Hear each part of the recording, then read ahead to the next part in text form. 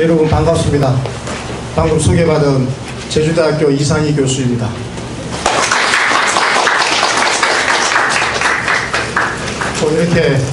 이렇게 만나 뵙게 돼서 반갑습니다. 여기는 우리 박주민 의원님 지역구잖아요. 예.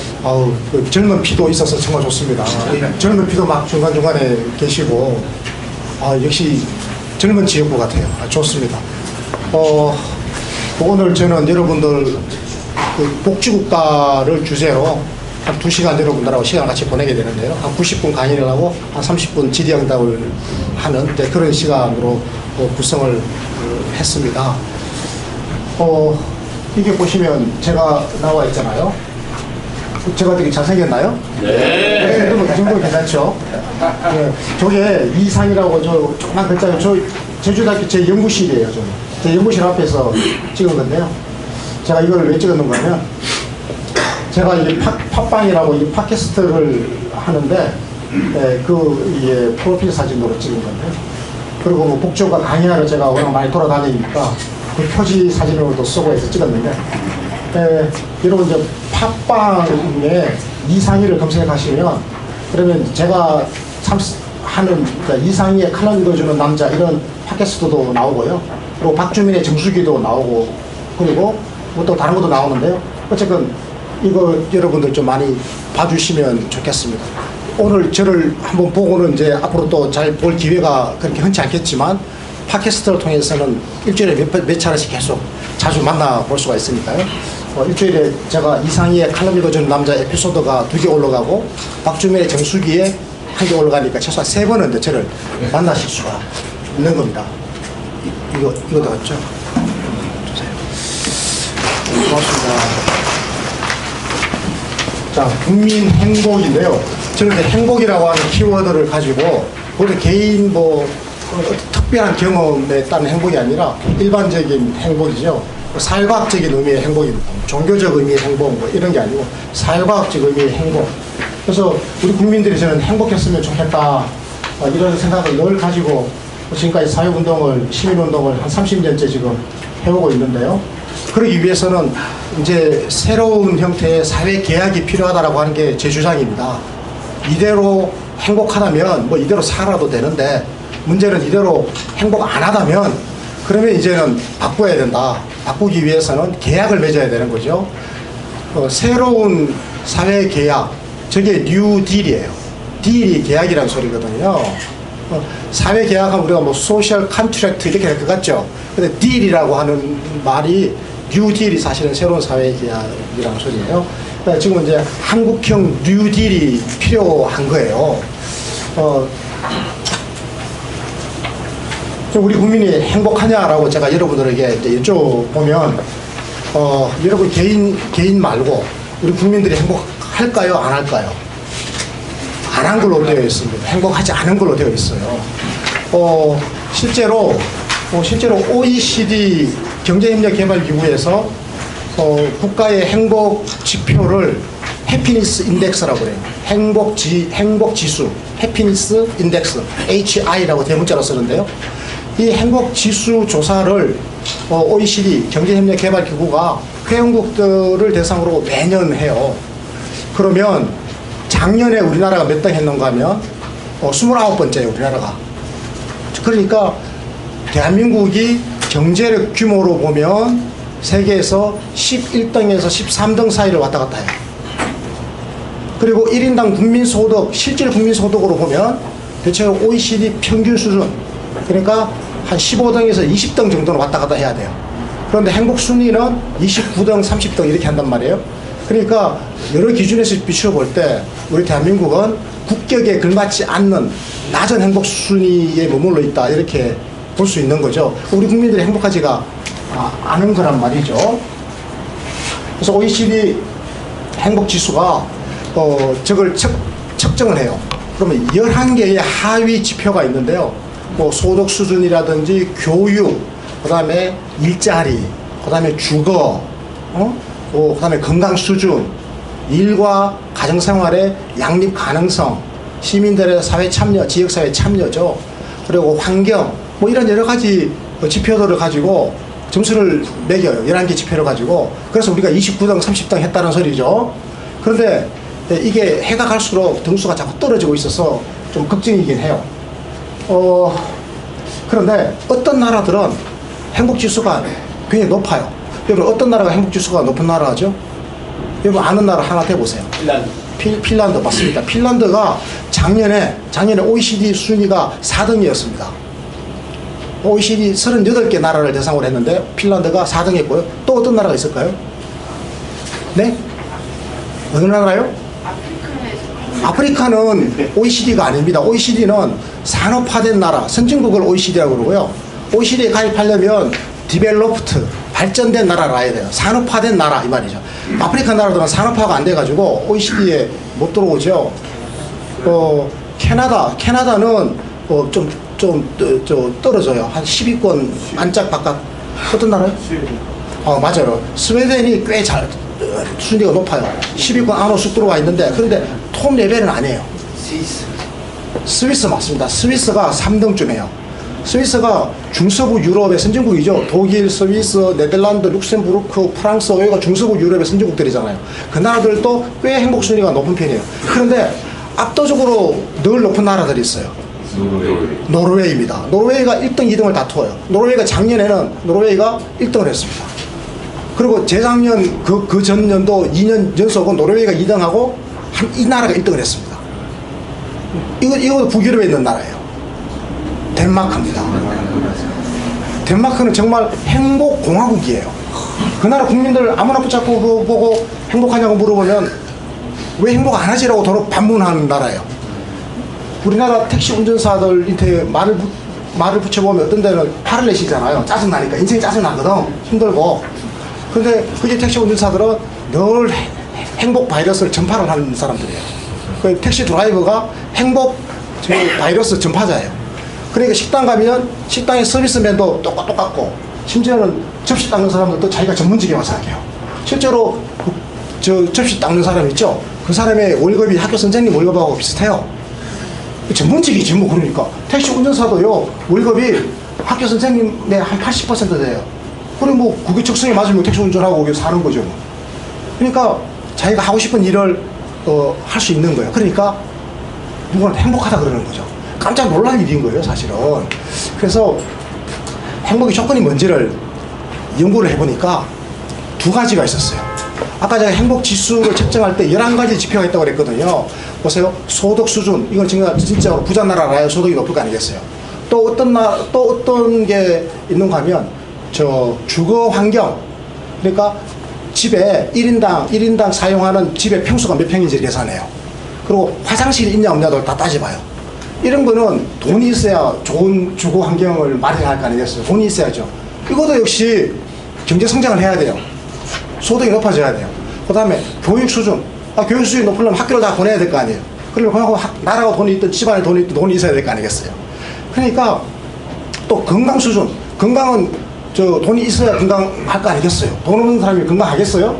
그러니까 사실은 이 복지라고 하는 게, 행복 수준이라고 하는 게 소득 수준과 밀접한 거예요. 자, 여러분, 소득이 높아지려면 어떻게 해야 돼요? 경제가 성장해야죠. 그래서 경제 성장이 굉장히 중요해요. 그러니까 우리 대한민국도 더 행복해지려면 경제가 성장해야 돼요. 그런데 많은 사람들은 경제 성장을 너무 과대평가하거나 아니면 경제 성장을 너무 과소평가하는 경향이 있는데, 경제 성장은 굉장히 중요한 거다. 행복하는 데 있어서. 그러면 이러면 어떨까요? 경제가 압도적으로 성장을 한 때가 있었다고 쳐요.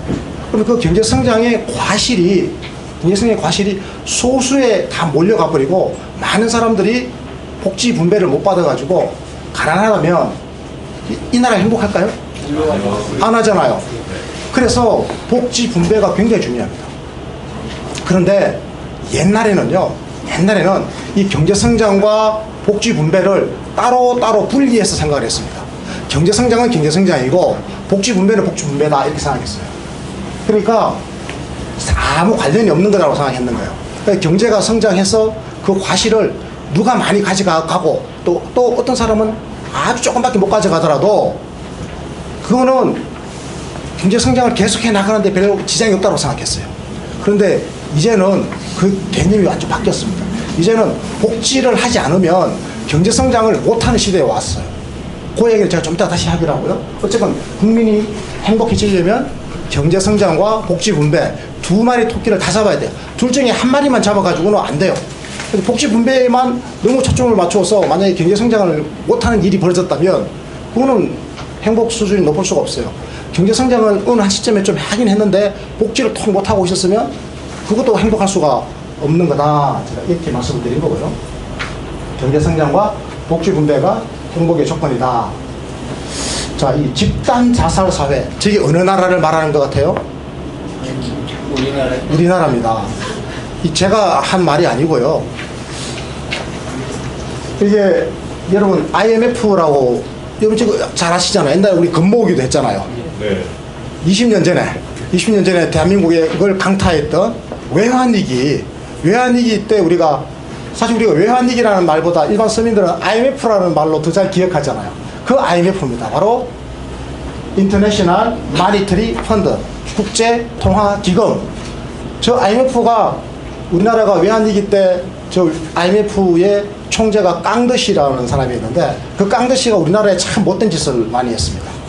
그때 우리가 김대중 대통령이 나라가 부도나게 생겼으니까 달러를 빌리러 갔잖아요. 깡더시가 달러를 빌려주는 조건으로 우리나라에게 굉장히 잔인한 걸 요구했습니다. 워싱턴 컨센서스라고 그래가지고 워싱턴 합의문에 서명을 하면 돈을 빌려주겠다.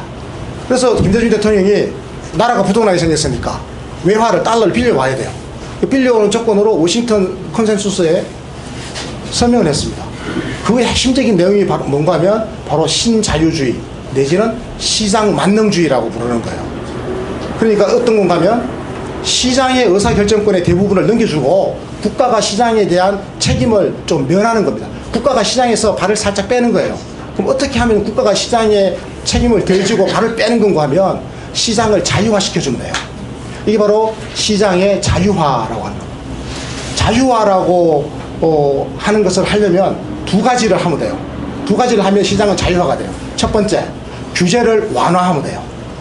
사실은 지난 20년 동안에 규제를 많이 풀고 완화를 해줬습니다. 그래서 심지어는 옛날에는요, 웬만한 공장에는 대부분 다 건강에 관한 규제가 있어가지고 영양사도 강제로 고용하게 했고, 이런저런 규제를, 노동자들의 건강에 대한 규제, 환경에 대한 규제, 이런 규제들이 많았는데, 그런 규제들은 기업하기 까다롭다 그래가지고, 시장은 자유로워야 된다 그래가지고, 규제를 다 많이 풀어버렸습니다. 대폭 완화를 해버렸습니다. 그러니까 시장이 자유화된 거죠. 또 시장을 자유화하는 또 하나의 방법은 뭐냐? 세금에 족쇄해서 부담을 들어주는 거예요. 바로 부자 감세입니다. 실제로 지난 20년 동안에 세금이 엄청나게 많이 줄어들었습니다. 소득세, 엄청나게 많이, 회사들이 내는 법인세, 특히 부자 감세가 굉장히 많이 이루어졌습니다. 이거는요, 민주당 정권이든 새누리당 정권이든 관계없이 일관되게 지난 20여 년 동안 이루어진 일이에요. 왜? 전 세계적인 추세였고 신자유주의 세계화가 요구하는 바였습니다. 특히 김대중 대통령께서 권력을 딱 잡고 난 다음에 나라를 외환위기에 이 누란의 위기로부터 구해내기 위해서 눈물을 머금고 계약서에 워싱턴 합의서에 서명을 다 하신 거죠. 그 서명을 하고 나니까 대한민국은 이제는 시장이 자유화된 거예요. 자, 시장이 자유화되면 어떤 일이 벌어지는가 하면 시장에서 힘 있는 사람들은 압도적인 영향력을 더 많이 행사하게 돼요. 왜? 자유로운 거니까. 자유로운 데서는 힘 있는 자가 늘 이기거든요. 생각해 보십시오. 대학생하고 초등학생이 권투 경기를 하는 거예요. 이게 자유로운 공간에서 일어날 수 있는 일이에요. 만약에 시장이 자유화가 아니라 민주화되어 있었다면 최소한 대학생은 대학생끼리 같은 체급끼리 경쟁하도록 유도했겠죠. 어떻게 대학생이 초등학생을 줄 패는 걸 갖다가 용납했겠습니까? 근데 자유화된 정글식 자본주의에서는 이게 용납이 됐던 거예요. 그러니까 1997년 외환위기 이후에 수많은 기업들이 그때 도산하고 또 길거리로 수많은 실업자들이 밀려 나오고 난 다음에 그 도산한 기업들을 살아남은 재벌 대기업들이 다 이렇게 먹었습니다. 소위 말 좋은 말로 M&A를 한 거죠. 합병을 한 거죠. 그래서 계열사를 많이 더 키워서 재벌 대기업의 덩치가 훨씬 더 커졌습니다. 압도적으로 커져버렸습니다. 그러니까 이게 시장에서 경제에서 한쪽으로 힘이 너무 쏠린 거죠. 이게 바로 양극화입니다. 그러다 보니까 원청의 대기업하고 그리고 하청의 중소기업 사이에 거대한 경제적인 양극화가 나타나고 또 산업들 사이에서도 뭐 반도체라든지 일부 잘 되는 산업하고 그 나머지 산업들 사이에 또 거대한 또 격차와 양극화가 나타납니다. 이게 나중에 그대로 노동시장에 투영돼 가지고 우리 일자리가 소수의 좋은 일자리와 다수의 나쁜 일자리로 딱 갈라지는 바람에 지금 우리 사회가 이렇게 소득의 격차, 불평등, 그리고 우리가 지금 격차 사회라고 부르는 이런 국민 불행의 시대가 지금 열린 거죠. 그래서 지난 20년 사이에 사실 우리나라가 이렇게 국민들의 불행 지수가 더 높아지게 된 것은 저 당시 IMF가 우리에게 참 너무 잔인한 짓을 한 거예요. 그래 놓고 난 다음에는 이후에 IMF가 무슨 일을 겪었는가 하면 여러분 2008년에 미국에서 무슨 일이 일어났죠? 그렇죠. 금융위기가 일어났죠. 워싱턴, 뭡니까, 뉴욕의 월스트리트가 발칵 뒤집어졌죠. 그래서 인베스트먼트 뱅크죠. 투자은행들이 다 문을 닫고 그 여파로 상업은행들도 문을 닫는 일이 생기고 전 세계적으로 파급 효과를 미쳐서 세계 경제가 얼어붙었죠.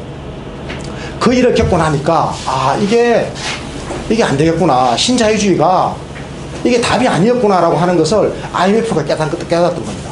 그리고 지난 그 신자유주의를 쭉 해오는 과정에서 전 세계적으로 모든 나라에서 나타나는 공통점이 바로 불평등의 심화예요. 부자는 더 부자가 되고 가난한 사람은 더 가난해지니까 이제는 경제가 더 이상 성장을 못하는 지경에 이르렀고 전 세계적으로 이게 불행지수가 자꾸 높아지니까요. 그러니까 IMF가 이제는 방향을 바꿔야 되겠구나. 그래서 2008년의 그 위기 이후로 IMF가 완전히 방향을 바꿉니다. 지금은 우리에게 뭘 요구하는 거면 복지를 하라 그래요. 그리고 양극화 성장을 이제 하지 말아라 그래요. 그러면 양극화 성장을 하지 말면 무슨 성장을 하라는 거냐? 포용적 성장을 하래요. 포용적이라 해서 무슨 말이고 없는 사람을 껴안으라 이 말이에요. 대기업이 중소기업을 때리지 말고 함께 공생하는 동반 성장을 하라 이런 요구를 지금 하고 있는 거예요. 저놈들이 웃긴 놈들 아니에요? 왜 남의 나라를 가지고 20년 전에는 그렇게 망치를 내놓더니 지금 와가지고 정반대 이야기를 하고 있냐고. 그런데 민주당이나 진보 정당들은 줄기차게 신자유주의의 장점도 있지만 문제가 많다라고 하는 걸 지적해 왔잖아요. 네. 그런데 줄기차게 일관되게 신자유주의를 옹호해 왔던 우리 사회의 정치 세력들이 있어요. 재벌 대기업을 편드는 사람들, 그 기득권을 갖고 있는 사람들. 그 사람들은 IMF는 바뀌었는데 입장을 바꿔가지고 이제는 포용적 성장을 하라고 그러는데 아직도 배제적인 방식으로 그래서 소수의 잘 나가는 가장 꼭대기에 있는 그 세력만 더 키워주면 된다. 거기다가 세금 깎아주고 규제 완화해주면 혁신 성장이 일어나고 대한민국 경제가 다시 일어설 수 있다고 하는 아직도 그 미몽에 사로잡혀 있는 거예요. 그래서 지금도 여전히 규제 완화를 이야기해요. 물론 규제를 완화해야 될 부분은 완화해야죠. 하지만 그게 경제의 자유화에만 목을 매서는 안 된다. 자유화와 함께 병행되어져야 될 게 바로 경제의 민주화입니다. 질서 잡힌 공정한 시장경제. 우리가 시장경제 안 하자는 게 아니잖아요. 불공정한 시장경제가 아니라 공정한 시장경제를 하자는 거거든요. 자, 어쨌건 이 크리스틴 라가르드 IMF 총재가 우리나라에 오셨어요. 이 사람 프랑스 여자인데요. 유화여대 학생 간담회에서 대한민국은 집단 자살 사회다 이렇게 이야기를 했습니다. 기분 나쁘죠? 여러분 기분 안 나빠요? 우리나라가 집단 자살 사회라고 그러는데 이 무슨 야만 국가도 아니고 말이죠. 그렇죠. 그런데 이분이 이걸 내놨어요. 이건 뭐 같아요 여러분? 36만 명? 36만 명 저게 무슨 숫자 같아요?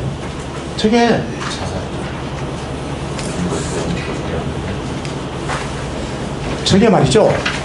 36만 명이 작년 2017년도 출생아 숫자입니다. 자, 여기에 1970년생 손 한번 들어보세요. 1970년생. 없어요? 70년에 태어나신 분? 그럼 1971년생. 되시죠? 자, 1971년도에요. 100만 대군이 태어나셨습니다. 혼자 태어나신 게 아니에요. 100만 대군이 이 땅에 태어나셨는데, 근데 작년에요. 36만 명이 태어나는 거예요. 여러분 생각해 보십시오. 자, 70년에 100만 명이 태어나셨는데요. 80년에 들어와서 86만 명이 태어나더니 70만 명으로 90년에 줄어들더니 자, 이번 2002년에 보십시오. 49만 명으로 줄어들었죠. 저게 외환위기 이후에 급속하게 인구가 줄어듭니다.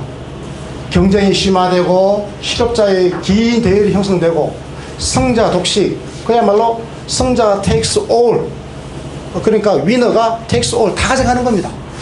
패배하면 인생 끝장인 거예요. 만인에 대한 전쟁입니다. 저 전쟁에서 이겨야 돼요. 이길 때까지 결혼하면 안 돼요. 결혼을 미루어야 돼요. 그러니까 출산율이 떨어질 수밖에 없죠. 뚝뚝 떨어졌어요. 40만 명 더 떨어졌죠. 자, 2016년에 40만 6천 명이었습니다. 그러던 것이 작년에 이제 저게 40만 명 선이 무너졌습니다. 36만 명으로 뚝 떨어졌습니다. 이 추세대로 가면 현 정권이 끝나는 2022년에는 이제 30만 명대가 무너져서 29만 명으로 갈 걸로 지금 예측이 되고 있습니다. 만약에 이걸 대통령께서 막지 못하신다면 대통령이 아무리 치적을 남기더라도 다 소용없습니다. 인구를 태어나지 않게 한 대통령이라고는 오명을 쓰고 아마 퇴임하셔야 될 겁니다. 그걸 막아야 돼요. 그거 막으려면 어떻게 해야 되는지 오늘 제가 그 이야기 하려고 해요. 뭐 다른 거 다 필요 없습니다. 최종적으로는 행복해야 돼요. 청년이 행복하면 그러면 아이가 태어나요. 지금 행복 안 하니까 애를 안 놓는 거예요. 그렇죠. 행복 안 하는데 아이 놓고 싶겠어요? 그래서 지금 작년 2016년 40만 6천 명이 태어났을 때 합계 출산율이 1.17이었습니다. 저 1.17은 합계 출산율인데요. 합계 출산율이 2가 되어야 됩니다. 그래 인구가 그대로 유지가 돼요. 합계 출산율은 여성 한 명이 평생 낳는 아이의 숫자예요. 여성 한 명이 둘을 낳아야, 그죠? 일생에 둘을 낳고 자기가 가야 세상에 그대로 인구가 5천만 명 유지가 돼요. 근데 지금 여성 한 명이 지금 한 명만 낳잖아요. 인구가 지금 반토막 나는 거죠? 그래서 1.17이라고 하는 것은 전 세계적으로 정상적인 나라에서는 존재하지 않았던 수치입니다. 그럼 저 기록 우리가 또 깨버려요. 이번에 1.0으로 갔습니다. 올해는 1.06이 될 것으로 예상하고 있습니다. 이게 어르신 저게 지금 참담하지 않습니까? 참담하죠. 그러니까 남의 나라 여자가 우리나라 와가지고 야 너 그 나라는 집단 자살 사회네 이렇게 이야기한 근거입니다. 이게 왜? 아이를 안 낳으니까 자살하고 있는 거잖아요. 이게 지금 대한민국의 불행한 현실을 그대로 보여주는 객관적인 증거다 이렇게 말씀을 드릴 수 있고요. 또 하나는 실제 자살률입니다. 자살률 지표는요 인구 10만 명당 자살자 수 이렇게 나타냅니다. 보통 무슨 률 하면 뭐 퍼센트 비율로 나타내잖아. 요거는 명으로 나타납니다. 10만 명당 몇 명 요게 자살률 지표인데요. 요걸로 국제적으로 비교를 하게 되는데요. 우리나라가 1995년입니다. 지금부터 20년 전에는 한 10명 남짓 자살을 했습니다. 이 정도면요 국제적으로도 좀 양호한 수준입니다. 아주 괜찮은 수준이에요. 국제적으로 저때가 대체적으로 한 13명 정도 평균 자살할 때니까요. 우리가 10명 11명 자살했으니까 우리가 원래 자살을 잘 안 하는 민족입니다. 우리 부모님 세대, 어르신 세대 한번 보십시오. 보릿고개에 넘으면서도 악착같이 살았지 누가 자살했습니까? 근데 요즘 맥없이 자살을 선택해요. 어느 정도 심각한지 한번 볼까요? 1995년에 10.8명 자살하던 것이 2005년 저 외환위기가 지나는 저 10년 사이에 저 10명이 지금 25명으로 늘어나고 그랬습니다. 2.5배 늘어났죠. 그리고 심지어 2011년에는 인류 역사상 전무후무한 기록을 세웠습니다. 31.7명이에요. 정말 끔찍한 겁니다. 역사상 저런 일이 없었어요. 우리 대한민국이 저 기록을 딱 세워버렸어요. 난리 났으면 나라가 발칵 뒤집어졌죠. 그래서 1912년에는 긴급하게 자살을 방지하기 위한 법안이 만들어져가지고 바로 집행에 들어가서 이제 동네마다 자살 예방센터가 만들어지고 광역 자살 예방 기구가 만들어지고 막 정부가 나서고 농약을 자꾸 먹고 자살하니까 이제는 그 농약도 이제 먹으면 바로 죽는 그 농약이지 않습니까? 제초제. 이제 그거를 생산을 못하도록 그렇게도 만들고 별짓을 다 써가지고 개입을 합니다. 통장님들이 아주 활동을 아주 많이 하고 계십니다. 자살 예방하려고 막 다니시면서 막 낌새가 있으면 막 조치 취하고 연결하고 그래가지고 좀 줄어들었어요. 2016년에 보세요. 25.6명으로 좀 줄었죠. 이것을 이번에 문재인 정부 기간 내에 저 25.6명을 줄이겠다. 얼마큼 줄이느냐? 지금 OECD 평균은 1.2명이잖아요. 12명이잖아요. 12명보다 지금 2배가 더 많죠. 한 2배 정도 되잖아요. 저것을 17명까지 줄이겠다. 그럼 OECD 평균은 12명인데 우리는 17명까지 가는 겁니다. 이렇게 줄여보겠다. 이렇게 줄이면 어떻게 되는가 하면 우리가 지금 압도적으로 자살률 지금 OECD국가 1등인데요. 압도적 1등에서 이제 한 3등이나 4등쯤으로 밑으로 내려오게끔 이렇게 하겠다라고 하는 건데요. 사실 이 꿈이 이루어지면 얼마나 좋겠어요. 자살률은 줄고 그리고 출산율은 다시 반전되면 추락하는 추세가 끊기게 되면 그럼 이 정권은 성공한 정권이 될 겁니다. 결과적으로 그렇게 될 거예요. 자, 노인 자살률은 훨씬 더 심각합니다. 노인 자살률은 인구 노인 10만 명당 65세 이상 인구 10만 명당 58.6명이 자살을 했죠. OECD 평균은 18.8명이니까 이게 정확하게 3배가 조금 넘습니다. 그러니까 다른 나라 할아버지 한 명 자살할 때 우리나라 할아버지는 3명 좀 넘게 자살을 하고 있는 거죠. 굉장히 심각한 상황입니다. 자, 그럼 왜 이렇게 제가 지금 집단 자살 사회라고 하는 거를 두 가지 지표를 갖고 설명했습니다. 하나가 초저출산율, 또 하나가 아주 높은 자살률. 이 두 가지 지표를 가지고 제가 대한민국은 지금 집단 자살하고 있다. 집단 자살한다라고 하는 것은 가장 불행하다는 이야기예요. 가장 불행할 때 선택한 게 자살입니다. 그래서 대한민국이 불행하다는 이야기를 제가 하고 있는데요. 그럼 대한민국이 왜 불행해졌을까? 제가 그 시점을 설명했습니다. 1997년 외환 이후로부터 모든 지표가 나빠지기 시작했다고 설명드렸는데요. 그러면 자, 어떤 지표가 나빠졌는지를 제가 보여드립니다. 15%. 외환위기 이전인 1995년에 저게 8%였던 것이 2배가 되었습니다. 외환위기 이후에 말이죠. 최근 20년 사이에 벌어진 일이죠. 저희 바로 상대 빈곤율입니다. 상대 빈곤율이라고 하는 것은 이제 절대 빈곤율하고 대비되는 개념인데요. 절대 빈곤율은 그렇습니다. 한 달을 먹고 살기 위해서 50만 원이 필요해요.